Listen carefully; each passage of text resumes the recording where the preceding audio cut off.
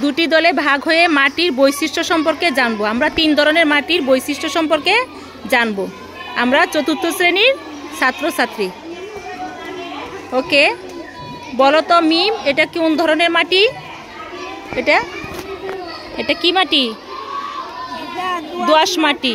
তারপর এটা তারপরে হ্যাঁ, একজন বলো বেলে মাটির বৈশিষ্ট্য কি?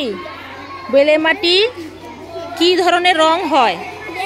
হালকা বাদামি থেকে হালকা ধূসর রং হয়। হাতে ধরলে কেমন অনুভূতি হয়? শুকনো এবং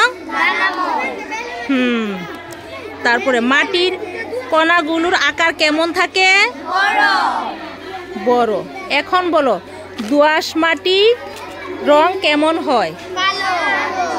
দোআঁশ মাটির রং কেমন?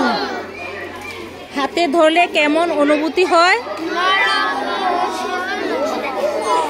মাটির কণাগুলোর আকার কেমন হয়?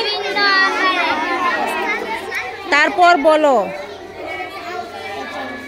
এঁটেল মাটির রং কেমন হয়? এঁটেল মাটি ধরলে কেমন অনুভূতি হয়?